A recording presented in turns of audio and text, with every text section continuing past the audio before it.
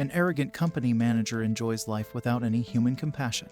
This man doesn't believe in mercy and looks down on people less talented than him. One day, karma sends him into the mouth of Train-kun and he meets God, who sends him as a girl to a cruel, war-stricken world. The proud man refuses to accept this fate after becoming a little girl and decides to wage war on God. However, before any of this, a gruesome war goes on as soldiers scream and run on the battlefield. Sounds of gunfire fill the area as many men fight and scream for help. Suddenly, flying troops swoop in, launching magical attacks from the air. The flying mages rescue their own soldiers and their leader, a young but evil girl named Tanya, prays to her god and launches a massive explosion spell that nukes the enemy side, after casually treating the enemy soldiers like Hiroshima. The girl lands in front of her fellow soldier, Victoria, who seems very impressed by her comrade. This talented soldier Tanya belongs to a country called the Empire, a powerful military force that was surrounded on all sides by other countries, with its main enemy being the strong Republic. To fight off all the enemy countries, the Empire sent fast-moving forces to the borders to push them back. Unfortunately, it was outnumbered and the Empire's generals found themselves in a tough spot. In a military room, Lieutenant Eric and Brigadier Kurt discuss their next plan to take care of the heavily compromised area Rhine Theater. General Hans suggests that the Empire go on a defensive stance, but Eric points out that they're already running out of forces trying to defend the area. Back to the battlefield of Rhine Theater, Tanya and Victoria take out enemy forces with their spells as the battle rages on. Tanya notices two of her soldiers, Harold and Kurt, screaming as they shoot down enemy soldiers. Suddenly, an enemy mage launches an attack on them and they prepare to move out to take them out. Tanya warns the two that their job is to only delay the enemy, not move forward, but the two disobey her and move out anyway. Victoria turns around and notices a brutal expression on Tanya's face. After the battle calms down, the soldiers return to their camps to rest. Victoria, Harold, and Kurtz have dinner before Tanya calls Harold and Kurtz. She orders the two disobedient soldiers to return to the country, but both of them refuse, saying they came to win the war for their country or die as martyrs. Tanya gets angry, but Victoria interrupts her, saying that she shouldn't force patriotic soldiers to go back. She quiets down and leaves after agreeing with her. The next morning, Victoria is approached by a fellow soldier and asks him about Harold and Kurtz. She learns that the two of them have been sent to the back of the camp where they'll be safe. Later, another battle begins. Tanya notices Victoria struggling to keep up and tells her that it's a soldier's job to toughen up and face the hardships for their country. After the battle, a commander calls Tanya to give her a briefing on another troop. This troop was ambushed by enemy mages and lost quite a lot of power, so he ordered Tanya's troop to go rescue it. Tanya tells the commander that her soldiers are tired and cannot fight anymore, but Victoria steps in, saying she is willing to rescue her friends. They go outside where Tanya tells her to try her best and Victoria smiles at her. Shifting to the damaged team, they growl in anger as headquarters reveal it will take time for reinforcements to arrive. The leader of the enemy mages prepares to launch a massive explosion to clear out all of the remaining forces. His soldier warns him that using such a big attack will use a lot of energy, but the commander orders it anyway and nukes the poor Empire soldiers to dust. Tanya and Victoria arrive at the scene with their comrades, too late to protect their friends. However, Tanya knows that the enemy is now exhausted after its big attack and prepares to take them all out. Her own soldiers watch her with shock as she prays to her god and launches into the enemy airspace. The enemy mages detect Tanya's presence, but she is so fast that they are unable to react. Tanya circles around and the mages begin firing at her. However, she dodges every attack with ease and begins taking them out one by one. She rushes for the commander and with a clean slash, an enemy soldier loses his life while protecting him, leaving the commander to stare in shock. Tanya then starts flying higher and higher into the sky as the enemy chases after her. Soon, she goes so high up that they are unable to track her. In the safety of the clouds, Tanya announces a warning to the enemy and tells them to surrender. However, they ignore her warning and fire at her figure, which is actually a decoy. Tanya reappears and warns her own soldiers to prepare for the hell she is about to let loose. Once again, she tracks the enemy soldiers and prays to her lord. A mystical power surrounds her and she releases a massive attack larger than anything the soldiers have seen. A gigantic mushroom cloud erupts as the literal nuke obliterates any trace of the enemy, while Tanya's soldiers watch in awe. After the dust from the explosion clears, Tanya once again asks the enemy to surrender but realizes she deleted them all. With the mission over, she heads back down and returns home. News of Tanya's brutal attack reaches the headquarters of the military. The generals are shocked that one mage managed to wipe out an entire company of enemy soldiers without losing a single soldier of her own. Colonel Eric is shocked after seeing Tanya's name. Meanwhile, back at the camp, Vic learns that Harold and Kurtz have actually been alive when a shell hit the building they were staying in. Eric is shocked that the young ace Tanya who had been awarded a prestigious military award, is now actually fighting on the front lines. Eric tells the other generals that while Tanya is a talented soldier, there is a secret side to her that not many people know about. Vic heads into Tanya's tent and asks her if she knows about Harold and Kurtz's unfortunate deaths. Tanya doesn't seem surprised at all, saying that the storage building they were staying in was the perfect spot for an enemy attack, the perfect place for men who had come to lose their lives. Suddenly, Vic's eyes widen in horror as she realizes the reason behind Tanya being so merciful with the two. Eric confirms this with his generals, saying that Tanya is a monster in the form of a little child. As Tanya turns around with a sadistic, maniacal grin on her face, the scene shifts to modern Japan as an educated company manager sits in front of a scared employee. The man coldly tells the employee that he is being fired since he has missed work multiple times and failed to improve his performance. The man begs the manager to give him another chance to let him pay for his daughter's needs, but the cold manager has no mercy. He leaves the company building after firing the man, feeling happy about his position in the world. This manager thinks that everyone needs to follow the rules of the place they are at in order to find their place in the world. He enjoys the benefits of a working system with its own rules as he waits in a train station for his train. The man holds a book in his hand, knowing that if he simply keeps following the rules of the world and his company, his life will be simple and easy. Unfortunately, someone else, who isn't very used to following rules, follows him around and sees him waiting for the train. It's the man the manager fired, who sees the train coming to the station. He suddenly pushes the manager from the edge of the platform as the train comes speeding towards him. While falling to his inevitable doom, the manager realizes that other people are not like him, but it's already too late. Time stops for the manager, and suddenly, all the people around him start speaking in the same voice. These people mock the man for being so cold and merciless, thinking the people should believe more in God and help his creations. The man realizes that God himself has stopped time to talk to him, and immediately tells him that he is an atheist. According to the manager's beliefs, if God was real, he would never let people hurt others without reason. He gives God another name, being X, and God realizes that this is a stubborn man. God argues that managing 7 billion people is very exhausting for him, and he has no interest in reincarnating a dying atheist. The atheist manager thinks that in a world with advanced science and technology, where people are not dependent on someone or something, they would never need to believe in God. This gives God an idea as the manager realizes he screwed up. God prepares to send the man to another world and warns him that if he gets unlived this time, he won't be coming back. Time goes back to normal, and the train hits its target. In another world, a baby girl cries in the arms of a nurse, who calls her by the name Tanya. Tanya grows up in an orphanage run by innocent nuns where poor children try to survive. She realizes that if things keep going this way, her life will be horrible. Luckily for her, magic exists in this world, and Tanya gets tested to have a great talent for magic. Knowing that her country is at war and needs powerful soldiers, Tanya grins and decides to join the army. Even though she hates the idea of war and death, she knows that this is the only way for her to survive in this cruel world. The officers in the military are shocked that such a little girl wants to join, but they accept her. Tanya surprised everyone else during training, showing great talent. Soon, she gets promoted to become a teacher at the academy, shocking all her students. All of her students laugh at their tiny teacher. Meanwhile, Eric is handling some business when a loud explosion catches him off guard. Tanya comes out of a hole in the building. She insults the soldier making fun of her, who has the survival instinct of a deer standing in front of an oncoming truck. The man gets mad at Tanya, who points her gun at him when Eric interrupts her. She tells him that punishing disobedient soldiers is a normal thing to do, but Eric manages to free the student from her grip. Later, during one of her training sessions, she gets called into a real fight when a neighboring country leads some soldiers to their border for a military exercise. Tanya heads over and receives orders from her superiors to eliminate all the incoming troops. She begins firing down at them, surprising the enemy soldiers with the air strikes. However, the leader of the soldiers seems to have a trick up his sleeve. Tanya flies around, thinking this is the easiest job ever, when suddenly her communication gets intercepted.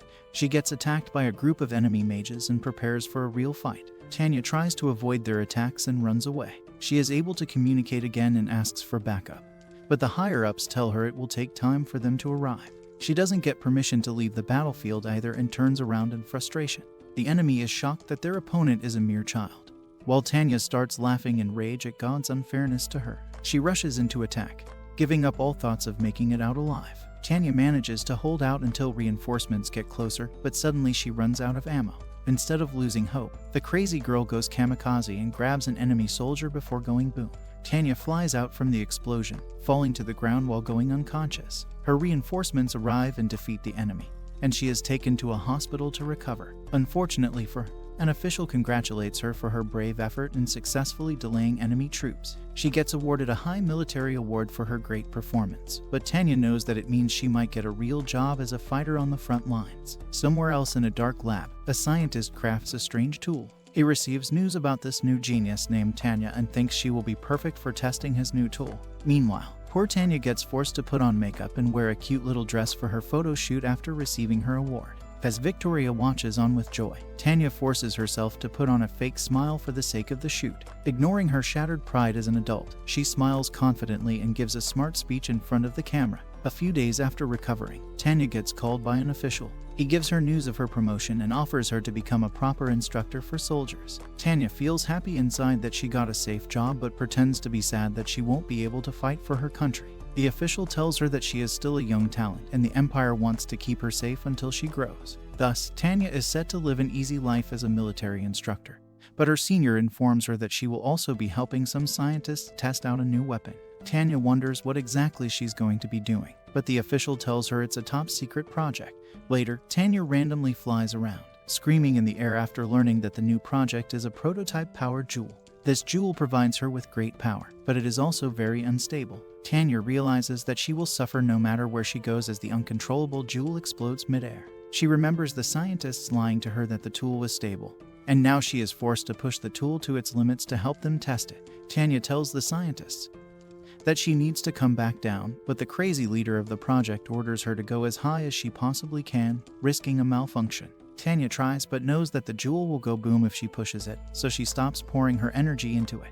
She calms down after controlling the situation, but the jewel goes boom on her anyway. An angry Tanya walks away as the lead scientist follows her, asking if she's happy with the results. She screams at him for putting her life in danger before walking away.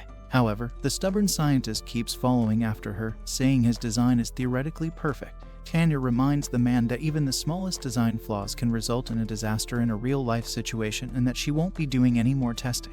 She walks to her room and slams the door shut before writing out a transfer letter on her desk. Even fighting in the front lines doesn't seem as bad as being tortured by this insane scientist for Tanya. Some higher-ups receive her request for transfer and wonder if they should permit it, despite feeling bad that they're letting a child go fight. The officers have no reason to refuse Tanya. Tanya later gets the news that the project the mad scientist was working on has been cancelled. She feels pleased with herself and lies down to rest, but suddenly, time stops once again. Tanya recognizes God's presence as he begins talking to her. God thinks that she is still a disobedient little girl and needs to be forced to believe in him. However, Tanya disagrees, saying she still has no reason to depend on God for anything she needs. She breaks the doll God is speaking to and goes back to sleep after denying his presence and miracles. In the morning, she wakes up and sees a message saying God wills it. It's an invitation for another test, and Tanya has no choice but to agree. She visits the testing facility where the scientists strap her with a new energy suit to test. Tanya flies up after wearing the suit but once again finds it unstable. She asks the scientists about this and he reveals that he suddenly converted and became a believer in God. The answer almost makes Tanya cry, but the scientist laughs, saying that they can either believe in God or lose their lives. All the scientists around him get worried since the suit exploding could all death for all of them, and Tanya has no choice in the air. She gets furious that God is forcing her to pray to him, but the jewel in her armor starts glowing brightly. Tanya closes her eyes but opens them after she realizes nothing happened. She sees time frozen and God appears once more. He tells her that he performed a miracle to save her life. He orders her to pray each time she uses this blessed jewel and that it will help her faith in God grow stronger. Tanya knows she got cheated but has no choice but to obey. She begins falling down from the air but prays to God, and this time, a different light spreads from her jewel and grants her amazing power. With this power, Tanya shoots through the sky at a great speed, shocked that she actually prayed to the God she doesn't believe in. Tanya is finally forced to recognize God's power, but her ego leaves her angry about everything. The scientists cheer as their impossible test ends successfully while one of them finally confirms his belief in God. Now equipped with this blessed jewel, Tanya heads to the battlefield, ready to take out her enemies with a blazing heart. Shifting to the headquarters, the generals discuss Tanya's progress. Kurt wonders why Eric is so suspicious of Tanya despite her impressive achievements. He points out that while Tanya is a talented girl, she is a cruel, heartless soldier who cannot be fully trusted. Kurt thinks that a child being rebellious isn't a problem, and Hans also discusses Eric's concerns about her. He thinks that Eric not trusting her isn't an issue since a child like her couldn't possibly have any evil ideas in the future. and announces that the generals have decided her mission. Back to the camp, Victoria slumps over her desk, exhausted from all the fighting she did. Tanya appears in front of her and hands her a letter, offering her to become an officer and leave the front lines. Victoria is surprised and doesn't trust it at first, and Tanya gets up to leave. Victoria jokes that her new office will be blown up by enemies as well, and Tanya leaves without answering. Meanwhile, Tanya heads away, happy to have received an invitation to study at a university. A lieutenant congratulates her for her promotion, and Tanya thanks him for everything he has done for her before leaving. Back at the military headquarters, Hans discusses the situation at the Rhine Theater. He learns that the battlefield is still an active war zone and that the Empire needs to make new moves to control it again, as Tanya happily sits on a train to her new university. Hans heads into a room to think about a new task force for the battle, unknown to the happy Tanya, who thinks she will get to relax and study at the university. He brings out a paper containing her details, thinking about using her for his plan. We rewind to some time before Tanya left, seeing Victoria give her a little goodbye gift. Tanya gets a cute little dress from her, feeling embarrassed. Victoria thinks it suits her perfectly and Tanya accepts it with a smile. Tanya settles into her new life, happy to wake up in a new city. She gets ready and heads over to her university through lively streets, ready to forget about the hellish battlefield she suffered in. She goes inside her university, thinking that a military university treats its students even better than a normal one. In her class, a professor asks the students a question about the military code of conduct.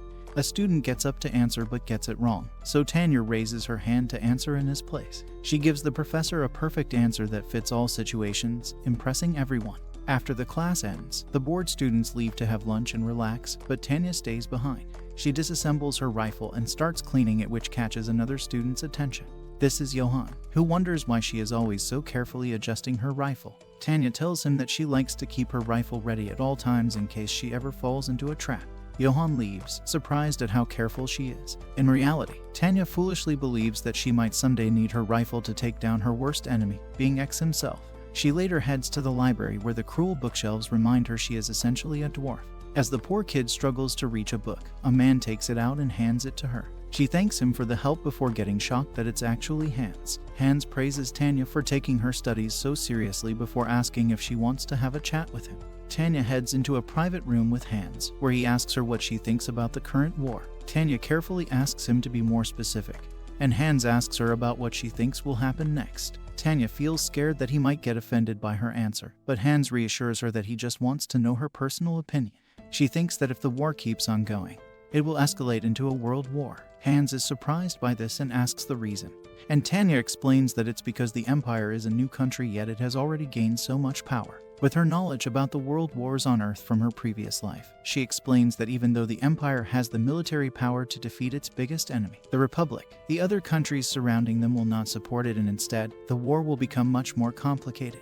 Hans nods, understanding her reasoning, and asks her what she would do to avoid the Empire getting defeated. She suggests that they should try diplomacy and talk for peace with the other countries, but the general dislikes this suggestion since the Empire's goal is to control the world. Tanya rephrases herself nervously and gives him another suggestion. She thinks that using a new force designed to quickly take out threatening enemy forces will help them control their war situation. Tanya thinks that the mages they have are perfect for this task, since even a small number of mages can take out thousands of enemy soldiers. Hans considers her plan while Tanya feels pleased with herself. She doesn't get a chance to breathe since Hans asks her how many mages she would need to lead such a force. Tanya suggests that a small battalion will be more than enough for this task, and the general orders her to make a formal proposal for this idea. Tanya obeys and leaves, leaving Hans to think about the future. Later, Kurt gets Tanya's anonymous proposal from Hans and he hands it to Eric to read. The strategist is shocked by Tanya's idea but realizes that she might be right. Even though the author is anonymous, Eric has an idea of who it might be. Meanwhile, Tanya relaxes in a cafe, sipping coffee while thinking about her settled future in the military. Captain Uger greets her and asks her a personal question. He asks why she wants to join the military, and Tanya reveals that her father was a soldier who lost his life for the country, while her mother abandoned her. Uger is shocked by this news but requests Tanya to leave the military. She wonders if he's questioning her abilities, but Uger reveals that he actually became the father of a daughter. Thinking about a child like Tanya fighting a war while having his own daughter fills him with guilt. Tanya smiles and praises him for being such a kind person. However, she points out that in order for other children to live happy lives, soldiers like them must fight to protect them. Uger feels emotional and gets up to leave, leaving Tanya alone once again. She smiles evilly, knowing that her sincere facade has made her a new friend she can use. In the military hall, Hans discusses the war situation with his fellow generals. He suggests reorganizing their forces to control the Rhine theater once again.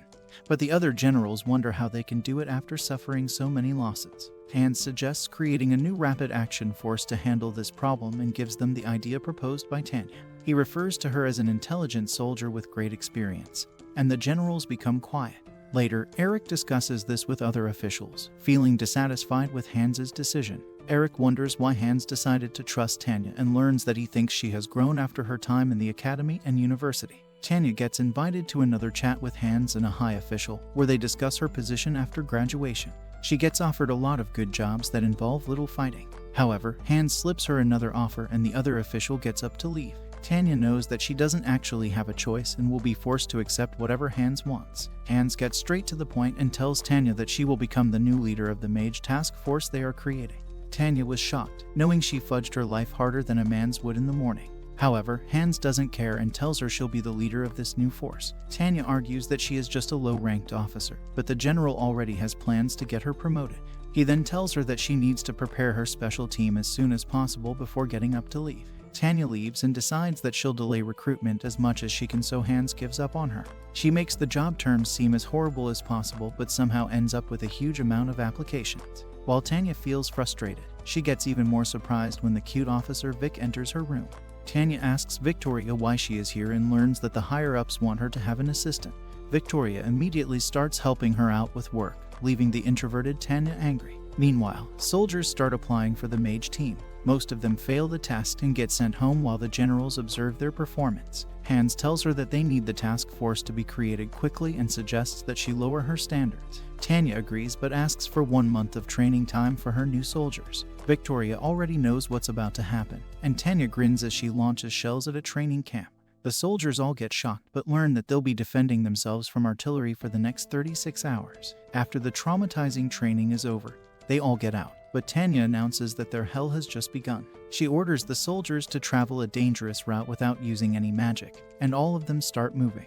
On the way there, nothing special happens, but all of the soldiers feel exhausted. Suddenly, a mountain rumbles and an avalanche buries all of them under snow. Some soldiers pass out, but Tanya revives them. She laughs at everyone, telling them to give up if the training is too much for them. To her shock, none of them quit and kept moving, and end up completing her training at the end of the month. Tanya slumps over her desk in the office where Eric greets her. He gives her orders to lead her battalion to the southeast of the country. Tanya asks for some more time to train her soldiers, but Eric claims that they need to move now since the Empire is in a difficult situation. He advises her to learn the language of Dakia before leaving the room. Tanya leaves to learn about the Dakian forces and is shocked that they have no air force. It seems that Dakian country is new to war, so she grins and announces to her soldiers that they'll be using the Dakian army as live practice targets. Tanya leads her forces to the Dakian battlefield, where she sees all their soldiers on the ground. Her mages feel scared when the soldiers start shooting up, but Tanya laughs, knowing those bullets can't even reach them. She leads the battalion and easily starts demolishing the Dakian army before making it to their base. There, they surround all the Dakian soldiers before taking them out. Tanya leaves the commander alive and takes all of the Dakian intelligence reports before moving out. Her mages ask where they're supposed to go next, and she laughs, saying they'll move to the capital since their enemy is so stupid. The mages all head to the Dakian capital where they see their main target. Tanya's soldiers warn her that they can't invade a peaceful city without breaking international laws, so she asks one of them to give the civilians a warning first. Her soldiers point out that their leader should do it instead, so Tanya takes the speaker and uses her childish voice to warn the people. Of course, nobody takes her seriously, and the evil girl uses this as an excuse to launch her attack.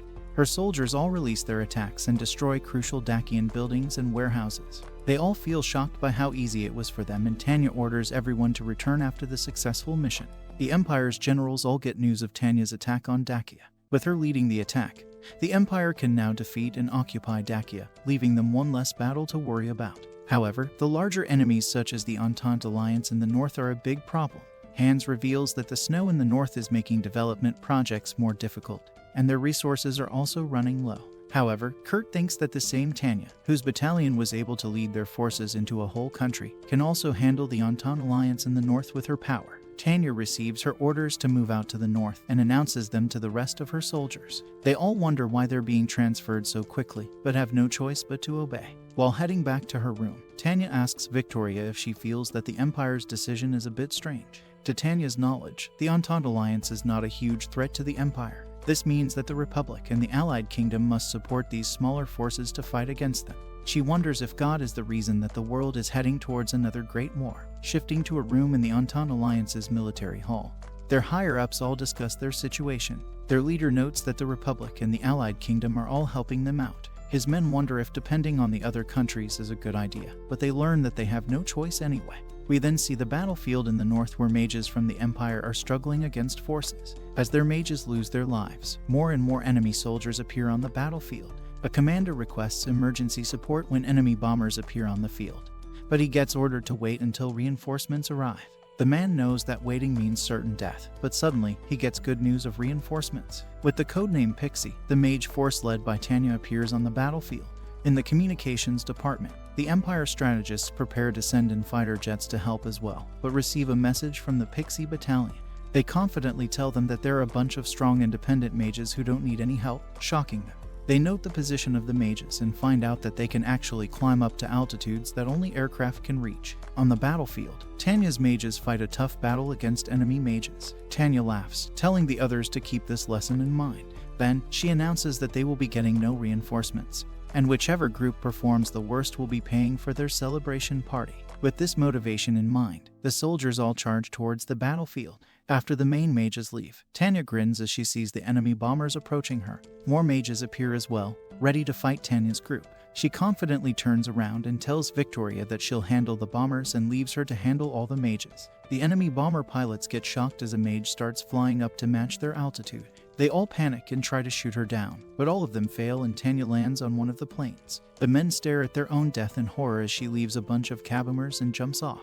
With their leader gone, the rest of the pilots begin panicking. Tanya groans, feeling bored by how easy her mission is. She starts praying to God again and charges a super attack while the bombers scatter like helpless chickens. Tanya releases a huge beam that bounces from each plane and takes out all of them, making them crash to the ground. She goes down to see if she can get some info, but the pilots have already ascended to heaven. Suddenly, the body of a dead pilot begins moving and he stands up. Tanya immediately turns around and takes it out, but the pilot laughs in her face. Revealing himself to be being X, he announces that he has set the entire world to charge towards this disbeliever, but Tanya remains stubborn and leaves. Nearby, an intelligence unit from the Allied Kingdom collects its data on Tanya. They seem shocked that the devil soldier reported by the Republic is actually real but keep on collecting data for their empire. They suddenly detect a large amount of magic from Tanya, wondering what she is about to do. It's already too late when they realize that Tanya is actually aiming for their hideout, despite being at a great distance away from her. The soldiers are helpless as Tanya releases her attack and wipes out their entire hideout, complete with the evidence and data.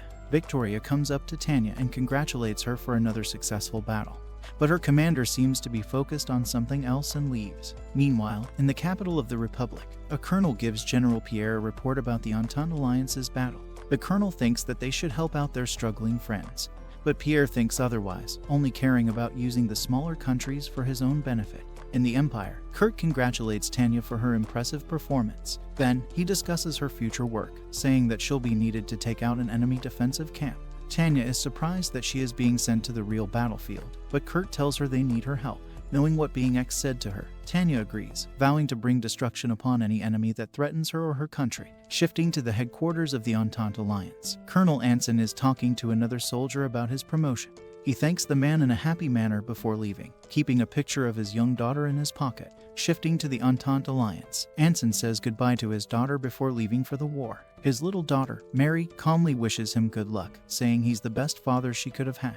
Anson smiles and tells her to take care of her mother before getting ready to leave. A fellow soldier gives him a Christmas gift from his daughter. Anson opens the unusually big present box and feels surprised after seeing a rifle inside. He wonders why his daughter gave him such a strange gift, but his friend points out that perhaps she wants to help her father fight in the war. Meanwhile, in the Empire's headquarters, the old generals sit with Tanya at a table to discuss future plans. They ask her to lead an offensive into the opponent's front lines, but Tanya thinks that the soldiers there are exhausted and cannot fight for so long. She tells them that the Western Front had a lot more problems than the North, which angers a Northern general. He asks if Tanya is questioning the Empire's strategy, but Tanya stays calm and remains opposed to their idea. The general tells her to leave and Tanya obeys. Later, Kurt and Eric talk with Tanya in a room. She asks Kurt why he isn't stopping the generals from launching an attack that will drain all their resources. He tells her to forget about that problem and asks her to instead tell him her thoughts on the attack. Tanya thinks about it and points out that while an attack on the front lines will create a distraction, it will leave the rear exposed. Thinking about the rear gives Tanya another idea, and she thinks about why the attack could work. Suddenly, she realizes that distracting the opponent from the front can be used as an opportunity to send in their own troops from the back by sea. Her idea shocks Eric, who asks where Tanya learned about the Empire's plan. Tanya seems confused, and Kurt figures out that she learned their secret plan just by thinking about a strategy. Kurt tells her the Empire does indeed plan on using the attack as a distraction and trying to take over the Orse sea base of the Entente Alliance. Shifting to the Orse Fjord, Anson and his men are discussing the situation. The soldier feels bored that he was sent to defend one of the best defended sea bases in the area, but knows he has to be here just in case. Anson sees some young soldiers training nearby. He feels guilty that the young people of his country are also fighting the war, but knows that as an adult, he cannot let them fight alone and heads back. Meanwhile, in warplanes, Tanya and her battalion prepare to begin their mission at the Entente sea base. She gives them the brief and divides her team into two parts. Tanya reminds Victoria to run away if she ever loses contact with her before announcing the rest of the plan to everyone. The soldiers joke about using Tanya as their little fire alarm and prepare to head out. In a building near the sea base, Anson and his men receive news that a patrol ship has lost communication. Before they can ask why, many more ships suddenly lose their channels before the men hear a loud explosion noise. Empire mages fly around, destroying all the mounted guns and cannons defending the sea base. Anson's mages feel shocked at this surprise attack, but the man wonders why Tanya's group is only targeting the cannons and no other buildings. As Anson's group heads to fight Tanya's battalion, Victoria gives her an alert. Tanya tells the rest of her soldiers to continue their mission of destroying the guns while she takes on the enemies. Her soldiers wonder if she alone can manage them, but Tanya confidently heads out. Back at the Empire, Eric nervously thinks about the sea mission. Kurt tells him that if Tanya and her soldiers fail to destroy all the guns in time, their empire will suffer its greatest defeat and embarrassment so far. Back on the battlefield, Tanya distracts the enemy mages while her soldiers destroy the guns. Her men wonder if they should help their commander, but fellow soldiers remind them of their real objective. Meanwhile, Anson's mages lose their lives one by one to Tanya's cruel attacks. Anson feels shocked, but when he sees Tanya's face, he remembers her from a previous battle where she took out so many of her men. Filled with anger, he unleashes a barrage of attacks at Tanya's company which gets blocked out. Then, he rushes towards her, preparing to take out this devilish enemy. Tanya notices him and looks back. She prepares to fight this enemy commander but stops when she notices something. Her soldiers finish taking out all of the enemy guns as Empire ships sail in, ready to wreak havoc. Entente soldiers try to fight back, but the ships destroy all resistance with massive cannons, leaving Anson and his men to watch in horror as Tanya turns around to leave. Anson feels like the Empire has already won, but he remembers his little daughter at home and flies over to take out Tanya. Victoria turns around and warns Tanya of the approaching commander. Anson feels confident, and both enemies pray to God before facing each other. Unfortunately, the power of friendship doesn't work out for Anson as Tanya's knife makes a ketchup fountain flow out of him. Tanya notices the beautiful rifle in Anson's hand and takes it for herself as the defeated man falls into the sea below.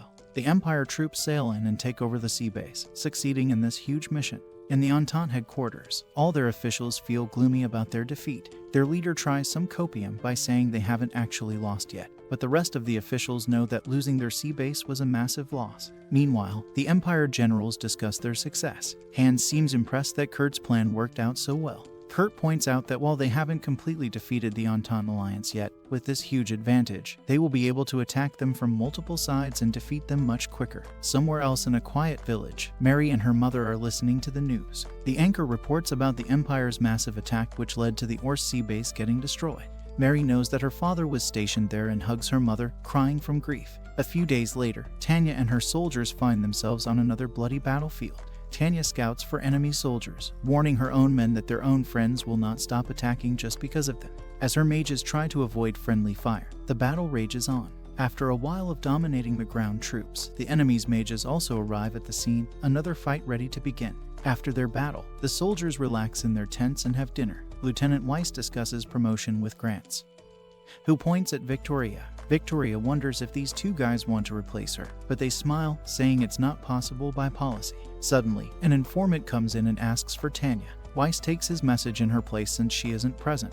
He gives the news to Tanya, who learns that in a city named Erin the Empire conquered from the Republic. The citizens have rebelled and have now taken over some parts. They have started to destroy infrastructure and are causing problems for Empire soldiers. In fact, the Republic took advantage of this and started sending their own soldiers to try to retake the land. With their own mages, the Republic took out the Empire's forces and reoccupied the city. Tanya discusses this news with the generals. The officer informs her that she has the mission of retaking Erin from the Republic. Unfortunately, because the citizens of that city are siding with the Republic, they need to warn them first before launching an attack, and if they resist, the Empire will be forced to treat them as enemy soldiers and take them out. Tanya confirms the presence of enemy mages and militia in the city and begins leaving to perform her job. She laughs, mocking the civilians for taking sides in the war. The officer silences her, saying that it's a sad matter no matter what way one looks at it. Tanya quiets down and leaves as the officer thinks about the consequences of this war. Tanya leaves and assembles her battalion once again. She informs the soldiers that they will try to take out all enemy forces. Since they are fighting in a city, destroying property is allowed, but they must warn civilians to evacuate before attacking. However, Tanya calmly tells them that if civilians refuse to cooperate, they will be treated as enemy soldiers and eliminated. This order shakes Grants in the battalion, who knows that tragedy is about to fall on a lot of innocent families. He discusses this with Weiss, feeling upset with Tanya's lack of empathy. However, Weiss knows better than to question their commander and makes him shut up. On the battlefield, Republican soldiers watch as enemy forces start pouring into the city. He commands all his mages and soldiers to get in position and prepares to fight. Tanya and Victoria head in with their team as they get attacked from all sides. They fly around the city, trying to avoid enemy fire. After getting deep into the city, the soldiers regroup and prepare to move out once again. However, Grants notices that Weiss got attacked and is bleeding. He takes Weiss down to rest, and Tanya asks them what's wrong. When she learns that Weiss is injured, she tells him to retire and makes Grants her second in command. Tanya goes back to fighting but notices that the enemy mages have hidden themselves in a building. She calms down and tells Victoria that their mission is done before giving her the order to call in the artillery. Tanya then orders all of the residents in the city to surrender themselves and reveal the Republican officers. However, the rebellious citizens disobey her and ignore her warnings. However, they also feel trapped since the Republican soldiers helping them out have also gone silent. Tanya realizes that these random civilians do not have a single leader. Seeing none of them surrender, she receives an order from the higher-ups and nods. Finally, her forces recognized all the civilians as enemy soldiers and launched a massive attack on the city. Buildings come down as people scream and run away. Families watch as the city they love gets torn to shreds. Watching this scene, the Republican mage commander feels furious as he tries to protect his civilian. However, Imperial forces keep launching volley after volley of attacks, leaving no escape for anyone. After a while, the battle is over and the remaining civilians are rescued. However, Tanya receives information that enemy mages are hiding in the civilians and still pose a threat. Tanya prepares to take out the remaining mages, but Grants begs her to stop. He reminds her that if she unleashes an attack, innocent civilians will also lose their lives. The man begs her to stop, but Tanya points out that even in the innocent civilians, there are people who now hate the Empire and will become its enemies in the future. The soldier notices a boy glaring at him at this moment and gets quiet. He still tries protesting, but Tanya knocks him down. She reminds him that it's not their job to feel bad about enemy civilians. Tanya points out that soldiers like them are just supposed to harden their hearts and carry out all the orders they are given from the higher-ups. She gives the soldier another chance to redeem himself and gives him a rifle. The man remembers the scenes from the brutal war, all those soldiers and civilians, and seems to make a decision. With tears in his eyes, he finally gives in and picks up the rifle. Later, shifting to the Empire's headquarters, Eric hands over Hans a paper that discusses how to avoid breaking international laws while attacking cities. Hans goes through the papers as Eric asks him if he used them for the attack on Erin. Hans nods and Eric points out that the papers were written by none other than the talented evil soldier Tanya herself. Hans then tells him that he will properly put all of her talents to great use with a malicious look in his eyes. Somewhere else, an injured Anson is on a hospital bed. The doctor who saved him tells him that he was found floating in a lake.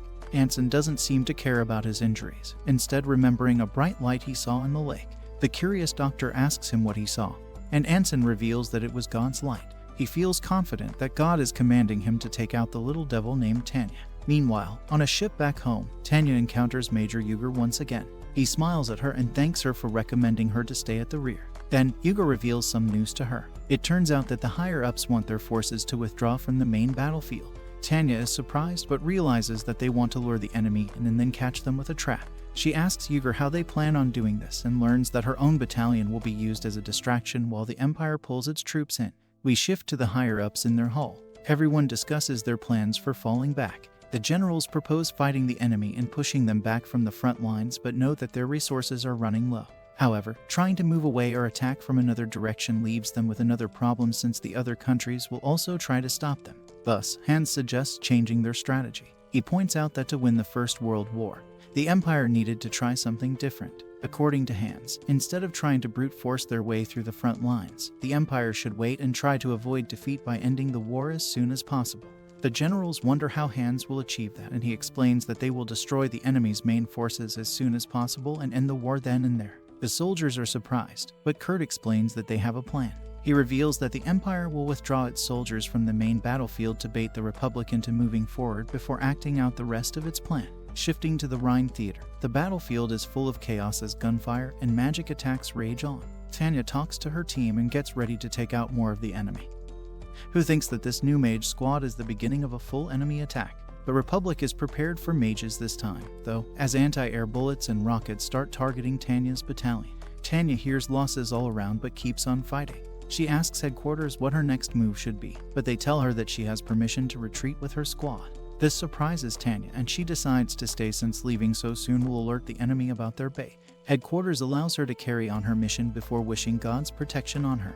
This only pisses her off, and an angry Tanya is too late to stop an attack targeting her. Meanwhile, as the mages face literal hell, Imperial soldiers all scatter to collect their supplies and leave the battlefield. After they've all escaped, the mages are also free to leave and rest. They set up camps where doctors treat all the wounded. In one tent, Grant sits together with Victoria. She randomly reminds him that if a company does something wrong, the responsibility for the whole team goes to the leading officer. Grant thinks about Tanya's words from Aaron and realizes that she wanted herself to take the blame for any innocent deaths. Grant thanks Victoria for her kind words. Later, Eric thanks Tanya for performing yet another successful mission. She asks him about some propaganda she heard from the Empire. Apparently, the Empire is leaking news to other countries that the battle at Aaron weakened them horribly, and now they're trying for one final push to defeat the Republic once and for all. Tanya knows that this is just an act, but wonders how they'll proceed after retreating from the battlefield. She suggests surprising the enemy once again to launch an attack without consuming too many resources.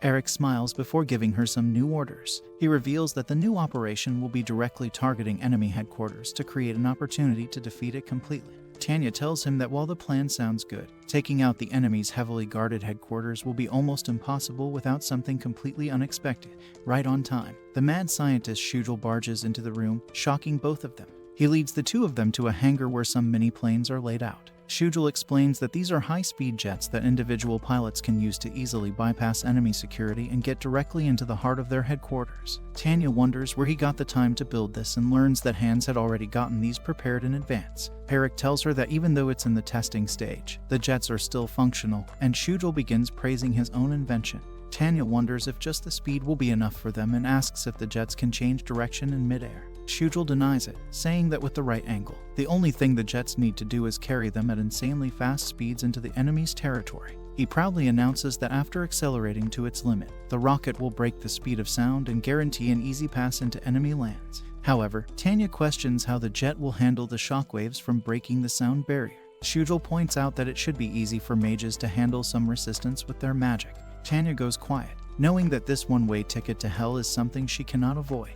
Back to the battlefield, Republican forces push back all the Empire soldiers. After confirming that the Empire is retreating, they all begin advancing forward. Back at the Republic's headquarters, Pierre discusses this with his colonel. The Republic's left flank is now advancing towards the Empire while their right flank has nothing to do. Feeling cocky, Pierre tells his colonel to start preparing for victory celebrations. Back to Tanya's soldiers, Grants and Weiss discuss their new mission. Both of them remember Tanya briefing them about mission details. They all have the pressure of taking unstable jets into the enemy territory and destroying their headquarters as soon as possible.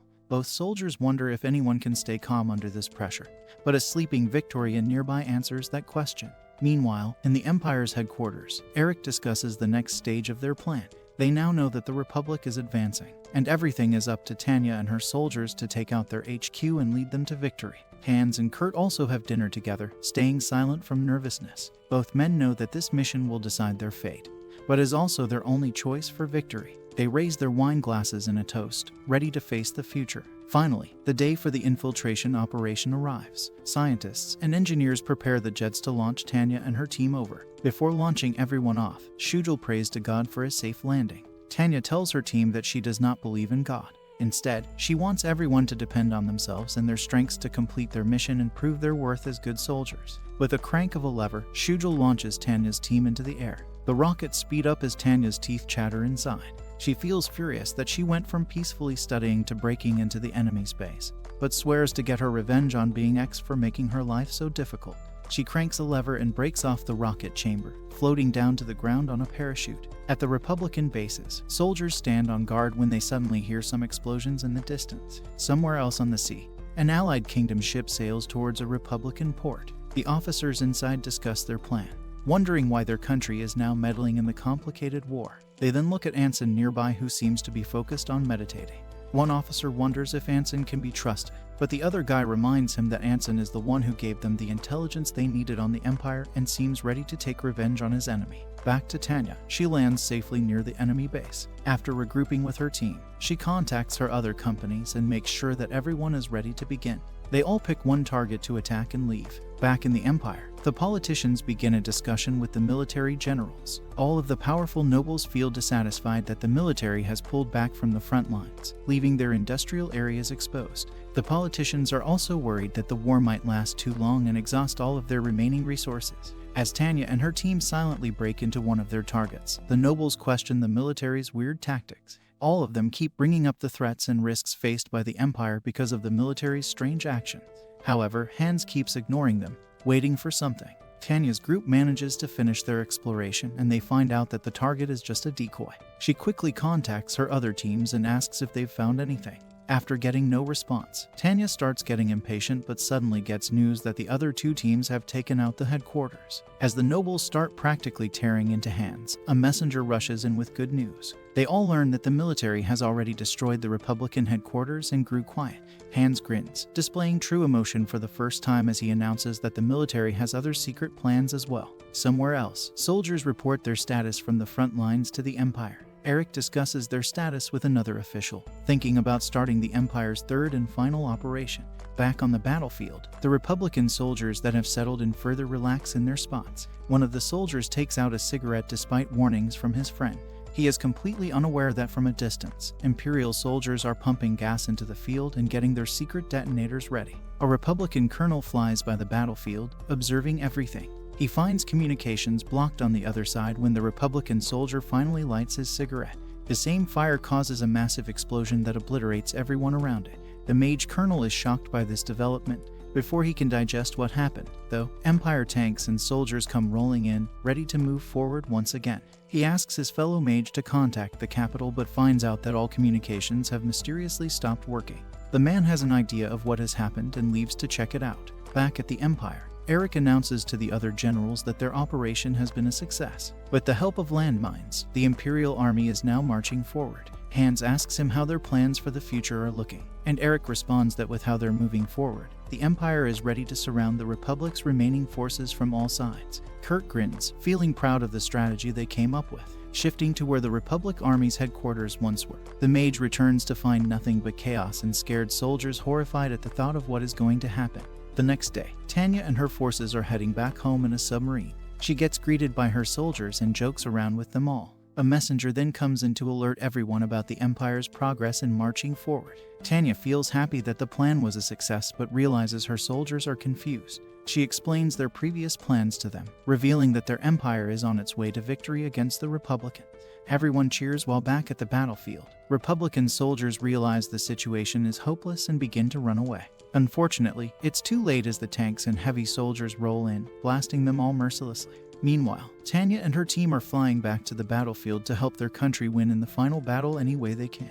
She tells the soldiers to just take out any high-risk threats from the opposite side. Flying to her final battle, Tanya cracks jokes with her soldiers. She tells them they'll all get free food for a lifetime if they make it out of this war alive. As everyone laughs, she feels relieved that the Empire can finally defeat its enemies and restore peace to the world. Tanya feels like she is on the edge of defeating her worst enemy, being X, and flies with confidence. Suddenly, Weiss detects some enemy mages flying nearby. Tanya gets an alert from her headquarters to look out for new enemy mages. The base has no real information on these mages, but informs her that they might be soldiers from the Allied Kingdom. Tanya nods and prepares to fight these intruders, but before she can even turn around, one of the enemy mages snipes Grants out of the sky. The man who took out Grants is none other than Mr. Plot Armor Anson. The other mages charge with him to take out the rest of Tanya's team. Tanya and her team scramble to get into a fighting position. She gets everyone to form a close formation and prepares for close combat. Enemy mages are surprised as Tanya heads straight into them, running away as her own attacks reach them. The enemies feel confident since they have the number advantage. As they shoot at Tanya's team, though, they realize that their opponent is nothing to laugh at. Tanya begins her counterattack after dodging their fires, taking out several enemy mages from the sky. With her leadership, the battalion manages to take some enemy mages and put some distance between them. Tanya uses this advantage and takes out more and more enemy mages. Some of them begin to run away, but a few of them remain and fight. After they all get evaporated by the little devil, Anson comes out, using an illegal weapon and committing a literal war crime. Unfortunately, international law does nothing to help Tanya and her teammates as Anson reappears before a few mages and takes them out. Tanya gets ready to fight again, but notices an angry Weiss foolishly charging out without a plan. Enemy mages target him and begin preparing a spell that will erase his existence. Thankfully, Weiss has Tanya on her side, who prays to God to give her plot armor. With God's help, she survives the attack from the mages and saves Weiss. Suddenly, Anson comes out once again and charges at Tanya, leaving her no room to breathe. With his own plot armor, Anson starts harassing Tanya, who finally has trouble with an enemy. A nearby Weiss tries to help her out but is unable to do anything since both of them are moving at such high speeds. After chasing Tanya for a bit, Anson comes face to face with her. Tanya still manages to get her attack through, but suddenly Anson grips her hand. She gets shocked upon realizing she already fought this man before. Suddenly, Anson starts praying to God and a weird power surrounds him. Tanya realizes that God is trying to mess with her again and goes insane, trying to get out of Anson's hold. Suddenly, a bullet through Anson lets Tanya go free when Victoria comes to the rescue. With some distance between them, Tanya points the same gun Anson's daughter gifted to him in his face and makes ketchup fountains burst out of his body. Before getting unallied for good, though, this stubborn old man goes ISIS on Tanya and hugs her into a kaboom.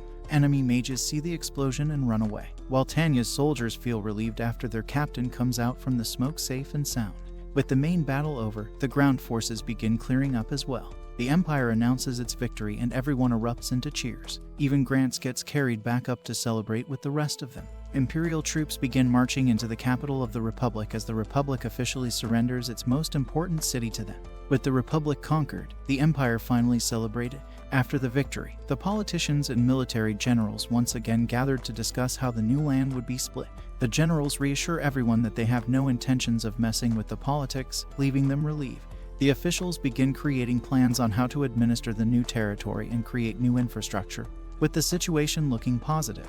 Meanwhile, Tanya heads to a church where she stares at a statue of God in mockery. She leaves the building but sees a bunch of children fighting outside. One of them angrily tells the others he'll never forgive them, which makes Tanya stop right in her tracks. She goes to her own room and reads a newspaper that contains news about the Empire's most recent victory. Her mind wanders to all the hatred and insanity she saw on the battlefield, but Victoria comes in and interrupts her thoughts. She informs Tanya that after their new victory, all the other men are out at the beach celebrating. The men cheer with each other, gathering the perfect supplies for a lovely barbecue. Victoria thinks that the men are taking it a bit too easy, but Tanya thinks that it's okay to relax once in a while. Then, Victoria begins telling her about how easily the Republic surrendered. However, Tanya asks if the Republic actually surrendered or if they just gave up the capital. Victoria seems confused by her question, but Tanya feels like the war isn't over yet. Tanya then checks where the remnants of the Republican army are headed and realizes they are setting a base at another port. She grows angry and immediately calls the military higher-ups, ordering her team to come back and get ready to assault the Republic one more time. Back at the Republican island, their navy settles down on the island as they begin gathering their resources to leave. Tanya pleads with a military officer to let her go wipe out the rest of the Republican forces. She points out that if they let the enemy go, they will cause trouble for them in the future. The officer keeps refusing even though Tanya explains all her reasons for going. Seeing that he won't allow her, she decides to use her own identity to carry out the mission and leaves. However, Victoria's sad voice interrupts her, telling her that the generals ordered her to stay home. Tanya heads into a building, frustrated that the Empire is so stupidly letting the peace slip from their hands after fighting so hard for it. She heads into the main headquarters of the military where two guards greet her. Tanya requests permission to meet Hans or Eric but learns that both of the generals won't be seeing her at the moment. They tell her that the generals are celebrating without a care, leaving Tanya frustrated. Eric walks down from some nearby stairs and notices her there. He takes her away to have a private chat with her. In a private room, Eric pours out some tea for Tanya, waiting for her opinion. Tanya takes the cup from him and begins drinking in silence. Eric quietly remarks that this grand celebration might not be due yet.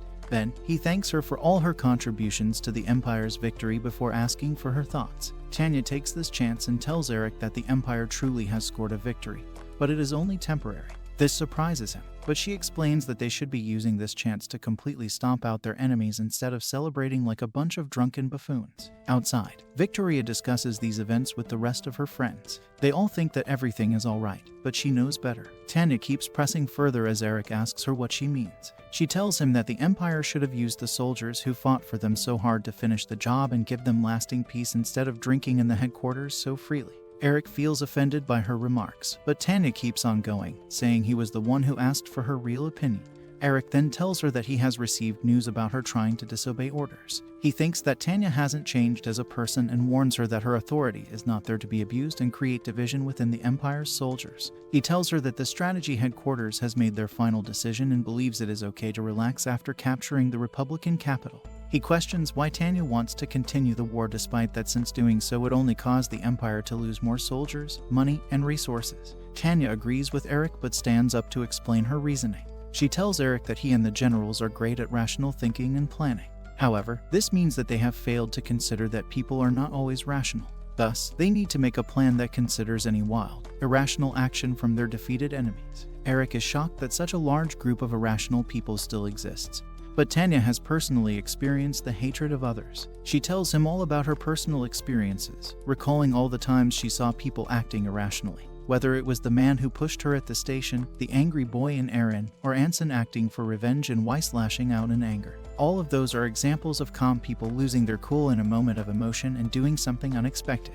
With this information, Tanya once again tells Eric that the Empire must erase all traces of hatred that target them. Eric finally understands the meaning of her words and a messenger suddenly bursts in, announcing that the Republic is still active in the southern continent. On a southern island, Pierre has regrouped all of his forces and organized another powerful military. With this second base, he raises the morale of all his troops, declaring themselves a new and free nation that will struggle against the cruel Empire. News of this new free country reaches everywhere, including the old Republican capital. In the Empire, Tanya's soldiers all have serious expressions on their faces, wondering when the war will really end. They all feel sad, but Weiss recalls Tanya's job posting that warned them that their job would be the worst in the world. They all cheer up, remembering all the tough times they went through together and survive.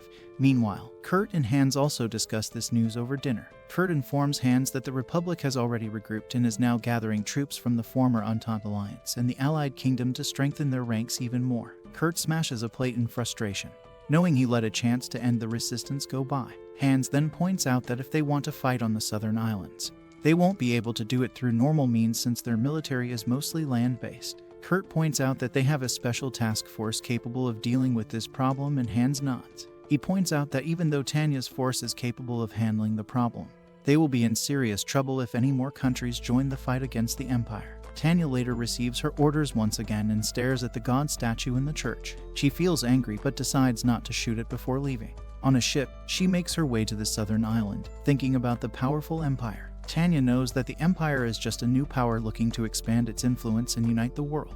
However, despite wanting peace in the world, other countries will resist its power and cause a world war, creating even more difficulty in achieving its original goal. The Empire generals got too cocky after their win and didn't realize how much they needed to prove and do. Somewhere else in a foreign country, Anson's young daughter, Mary, is sitting in front of a military official. He accepts her application but reminds her that she is still quite young to be fighting the war. However, Mary seems determined to fight in honor of her late father. She gets emotional, swearing to fight for the peace her mother and father wanted. Remembering her father's sad fate, she swears to God that she will bring down the evil empire, her eyes glowing with powerful faith. On the other hand, Tanya and her battalion are in a desert. She announces to the group that the top brass don't have very specific orders for them. All they need to do is fight and take out the enemy in front of them with God's help. Back in the capital, the generals discuss their next plan. Eric informs everyone that Tanya's battalion is in place. The other generals feel worried about how such a small force can handle the entire enemy's power, but Eric feels confident. At the same time, Tanya suddenly announces that she will rip God to pieces for the sake of her ego. She confidently announces to her soldiers that they will be taking God's place, as Eric informs his fellows that this little girl is a devil in human form. Thanks for watching till this long, my fellow men of culture. Don't forget to tell us about your favorite waifu from this anime and subscribe to the channel for more content.